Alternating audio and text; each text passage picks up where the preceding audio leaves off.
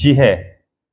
지혜는 성도라면 하나님의 백성으로 살아가기로 작정한 모든 크리스천에게 지혜는 너무나도 익숙하고도 중요하게 여기는 가치 중에 하나입니다.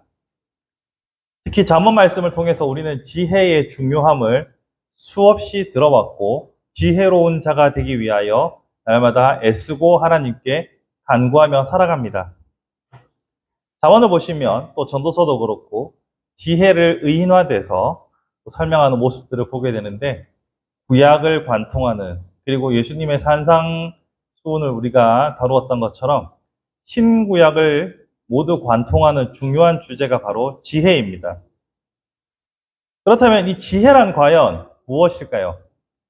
물론 사전적으로 혹은 상식적인 면에서 지혜라 함은 보통은 똑똑하고 현명한 그런 방책들 혹은 기술들을 보통은 말합니다.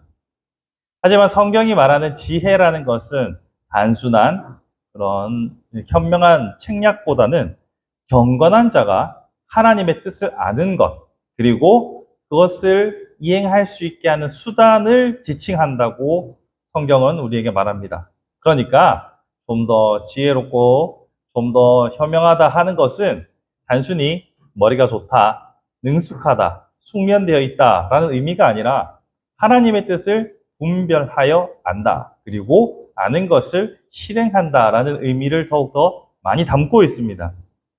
하지만 우리는 이런 지혜를 많이 오해하지요. 일반적인 관점에서의 지혜에 조금 더 초점을 맞추고서 하나님의 뜻을 이행하고 하나님의 뜻을 알아가기보다는 지혜를 생각할 때 우리는 우선적으로 더 사람들에게 인정받고 칭송받고 혹은 더 부유한 삶을 살아가기 위한 수단으로서의 지혜를 많이 생각합니다. 또는 사람과 사람 사이의 관계에 있어서 껄끄러움이나 충돌을 최소화하는 방식으로서의 지혜를 또한 떠올리기도 하죠. 하지만 궁극적으로 성경이 말하는 지혜는 가장 기본적으로 하나님의 뜻입니다.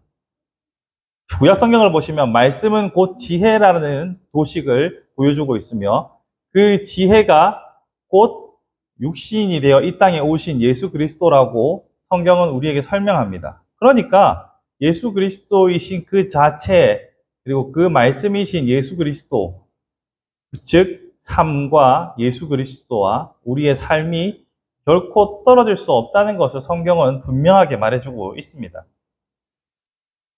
그럼에도 불구하고 우리는 지혜를 오해하고 있기 때문에 지혜를 구하여도 하나님께서 분명히 후히 주시고 넉넉하게 주신다고 하셨음에도 불구하고 우리가 잘못 이해하고 있기 때문에 지혜를 누리지 못하는 삶을 살아가고 있는 것은 아닐까 생각해 봅니다. 5절 말씀에서 분명히 하나님께서는 후히 주시고 꾸짖지 아니하시는 하나님께 구하면 주신다라고 말하고 있습니다. 과연 우리는 지혜로운 자들일까요? 사람마다 좀 차이가 있겠지만 혹자는 지혜로워 보이기도 하고 혹자는 그렇지 않게도 보입니다. 그런데 그 판단 기준이 아까도 제가 설명드렸던 것처럼 우리가 저 사람은 참으로 지혜롭다라고 말할 때 머리가 좋다, 똑똑하다 이런 차원보다 저 사람은 말씀대로 행하려 하는구나 라는 기준으로 사람들을 볼 수 있었으면 좋겠습니다. 동시에 자신에 대해서도 그러한 관점으로 예수님의 뜻은 무엇일까? 하나님께서는 나에게 어떤 삶의 태도를 요구하실까를 고민하는 것이 필요합니다. 그래서 여러분들이 한 번쯤은 제목이라도 보셨을 만한 책이 있습니다. 예수님이라면 어떻게 하실까? 찰스 첼돈이라는 사람이 쓴 책인데요. 그 책을 보시면 소설에 가까운 이야기이긴 하지만, 그러니까 조금 재구성된 이야기이긴 하지만 모든 상황 속에서 예수님이라면 어떻게 하셨을까? 이걸 다른 말로 바꿔보면 어떤 상황마다 하나님께서 우리에게 요구하시는 뜻은 무엇일까를 처절하게 고민하고 있는 내용들입니다. 그런 의미에서 우리의 삶도 바뀌어야 합니다. 내 삶의 중심이 내가 아니라 하나님의 뜻이 우리가 고백했던 것처럼 이루어질 수 있도록 하나님의 뜻을 고민하고 머리를 싸매고 살아가는 것, 이것이 바로 지혜로운 삶이라는 것이죠. 또한 이 지혜로운 삶이 중요한 이유는 바로 우리의 생명이 거기에 있기 때문입니다. 우리가 이 땅에서 소위 사람들이 말하는 지혜로 많은 영향력과 부를 쌓고 많은 업적을 남긴다고 한들, 만약 우리가 죽음 이후의 삶에 대해서 아무런 준비가 되어 있지 않다면, 물론 우리가 다 준비하는 건 아닙니다만, 만약 우리가 죽음 이후에 구원이 약속되어 있지 않다면 이 땅에서의 수고가 무슨 소용이 있겠습니까? 여러분의 삶은 어떻습니까? 여러분의 삶은 과연 더 좋은 결과물을 얻기 위한 노력의 연속들입니까? 아니면 더 하나님을 알기 위한 노력의 연속입니까? 저는 분명 하나님을 더 알기 위한 삶의 노력이 중요하다라고 단언할 수 있습니다. 물론 여러분의 삶의 성취를 위해서 수고하지 말라는 뜻이 아니라 언제든지 우리의 삶의 중심이 하나님으로부터 떠날 수 있다는 사실을 경계하자는 말이죠. 후히 주시겠다 약속하셨지만 받지 못하는 이유를 오늘 본문에서는 의심하는 것을 지적합니다. 누구든지 의심하는 자는 바람에 밀려 요동하는 바다 물결 같으니라고 말하면서 의심하면은 그 지혜를 받지 못할 것이다라고 경고하고 있죠. 아울러서 우리가 중요한 것은 8절에 두 마음을 품은 자, 두 마음을 품은 것도 지혜를 받지 못하는 하나의 이유라고 설명합니다. 즉, 우리가 지혜를 구하여도 받지 못하는 두 가지 이유 중에 첫 번째는 의심해서요, 두 번째는 두 마음을 품었기 때문이라고 말합니다. 의심에 대해서는 길게 설명하지 않겠습니다. 그 말 자체가 명징하게 설명하니까요. 두 마음을 품었다라는 것은 과연 무엇일까요? 이것은 자신의 욕망을 지혜의 목적에 올려두는 것을 말합니다. 두 주인을 섬기는 것이죠. 하나님의 뜻을 지키는 사람이 되겠다라고 말하면서도 동시에 지혜를 통해서 나의 뜻을 이루겠다라는 마음, 그렇게 두 가지의 마음을 품었기 때문에 참된 지혜를 얻지 못한다라고 경고하고 있는 겁니다. 정함이 없다고 말하는 이 말 속에는 의심이나 일탈의 문제가 아니라 결국 태도와 정신이 일관되지 못하다는, 즉 하나님 중심의 태도, 하나님 중심의 생각이 일치되지 못하는 것의 문제를 지적하는 겁니다. 이 문제에 대해서 더글라스 문은 영적 정신분열증, 영적인 정신분열증이라고 설명합니다. 이 말은 하나님께 속한다고 우리가 고백하고 주장하지만 그 주장과는 달리 생각과 말을 이끄는 마음속은 죄악된 본성으로 인하여서 또 다른 길로 가는 거죠.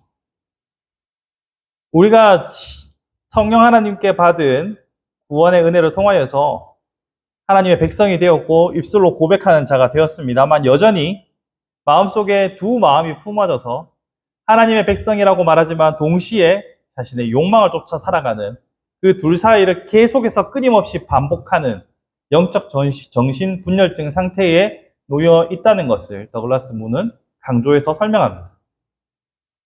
사실 저는 신앙생활은 그런 것이라고 생각합니다. 죽는 그날까지 우리의 본성과 하나님의 뜻 사이를 마치 진자가 움직이는 것처럼 계속 왔다 갔다 하면서 그 간격을 점점 좁혀가는 것이 신앙생활의 성장이라고 생각합니다. 처음에 하나님의 뜻을 우리가 알고 배우고 우리의 욕망의 길을 생각해 봤을 때 둘 간격의 이 정도를 왔다 갔다 한다면 점점 우리가 성장하면서 예수 그리스도를 닮아가면 이 폭이 점차 좁아지리라 생각합니다. 이 폭이 좁아지는 것, 어느 한순간에 갑자기 사람이 확 변해가지고 예수 그리스도의 삶을 살아가는 이들은 거의 없습니다. 거의 없습니다. 정말 바울처럼 회심해서 완전히 다른 삶을 살아가는 사람은 정말 없습니다. 드문 케이스입니다. 계속 이 간격을 좁혀가는 거예요. 그렇게 치열하게, 처절하게 자신의 본성을 포기하며 하나님의 뜻을 찾아가는 삶, 다른 말로 지혜로운 삶을 통해서 우리 조금씩 이 간격을 줄여가는 겁니다. 그러니 여러분들이 때로는 하나님의 뜻과 상관없는 여러분의 욕망에 사로잡혀 있을 때조차도 너무 낙담하지 마십시오. 자연스러운 일입니다. 그렇지만 우리가 지향해야 할 하나님의 뜻, 곧 지혜의 길을 향하여서 속히 달려가는 수고와 노력을 여러분이 경주하시길 바랍니다. 그렇게 이 사이를 왔다 갔다 하며 이 간격을 좁혀 나갈 때 우리는 점점 장성하며 예수 그리스도를 닮아가는 제자가 되어가는 것이죠. 두 마음을 품는 것은 결코 바람직하진 않지만 우리가 벗어날 수 없는 우리의 한계라는 사실은 먼저 인정을 합시다. 그러면서도 지혜를 구하면 후히 주시고 꾸짖지 아니하신다는 그 하나님의 약속의 말씀을 기억하며 우리가 부족함이 없게 하시겠다라는 하나님의 그 약속을 신뢰하며 달려갑시다. 그러기 위해서는 먼저 하나님의 말씀을 분별해야 합니다. 하나님께서는 과연 무엇을 기뻐하실까? 하나님이 우리에게 요구하시는 바가 무엇일까? 늘 고민하는 태도는 참 중요하다고 생각합니다. 예수님이라면 어떻게 하실까? 이 상황에서 당신의 제자라면, 예수 그리스도의 제자라면 우리는 어떻게 해야 할까? 끊임없이 고민할 수 있어야 합니다. 어떤 이익을 따라서 모든 것을 결정하는 것보다는 예수께서 우리에게 요구하시는 바는 무엇일까를 고민할 수 있어야 합니다. 한 가지 덧붙이자면 이 찰스 셸돈을 통해서 실용적이고 그러니까 현실에서 기독교 윤리에 대한 고민들이 많이 꽃피었어요. 그 결과물로 많은 건강한 운동들이 일어났습니다.